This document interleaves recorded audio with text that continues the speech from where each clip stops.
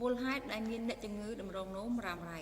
ចាអញ្ចឹងអ្នកជំងឺដែលមានបញ្ហាដំណរងនោមរ៉ាំរ៉ៃចាគឺមូលហេតុមកពីការច្រោះនៃតម្រងនោមរបស់គាត់ឬក៏យើងហៅថា GSL ចា GSL គឺវាចាប់ផ្ដើមថយចុះមានន័យថាក្នុង1នាទីវាអាចច្រោះត្រឹមបាន45មីលីលីត្រឬក៏ទៅ55មីលីលីត្រអញ្ចឹងអ្នកតម្រងនោមគឺមានបញ្ហាធ្ងន់ធ្ងរហើយចាអញ្ចឹងការច្រោះ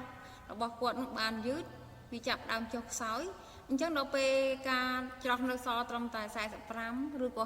55បណ្ដាលគាត់មានបញ្ហាដូចជាឡើងកបោនៅក្នុងតម្រងនោមព្រោះអីអាឈាមខូចដេញជាតិកបោនវានៅក្នុងតម្រងនោមនឹងចាអញ្ចឹងហើយធ្វើឲ្យគាត់មានបញ្ហាតម្រងនោមហើយបង្កឲ្យទៅជាគ្រោះក្នុងតម្រងនោមចាអញ្ចឹងដល់ពេលផ្ដាប់GSL របស់គាត់ចាប់ផ្ដើមថយចុះរឹតតែខ្លាំងទៀតចាអញ្ចឹងរាងកាយរបស់គាត់ពេលដែលតម្រងនោមមានបញ្ហាអញ្ចឹងទៅការច្រោះជាតិទឹករបស់គាត់គឺអត់បានលឿនទេដល់ពេលអត់បានលឿនទៅធ្វើឲ្យសម្ពាធឈាមរបស់គាត់នឹងឡើងខ្ពស់ចាសម្ពាធឈាមរបស់គាត់ឡើងខ្ពស់ហើយក៏ធ្វើឲ្យគាត់មានបញ្ហាកើតជំងឺទឹកនោមផ្អែមដូចគ្នាដល់ពេលបញ្ហា GSL របស់គាត់ចុះខ្សោយខ្លាំងមែនតើចាអញ្ចឹងធ្វើឲ្យគាត់នឹងមានបញ្ហាអ្នកជំងឺគឺចាប់ផ្ដើម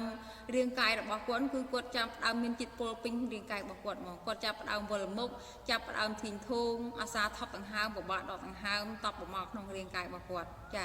នឹងហើយគឺជាអ្នកជំងឺតម្រងនោមដំណាក់កាលទី3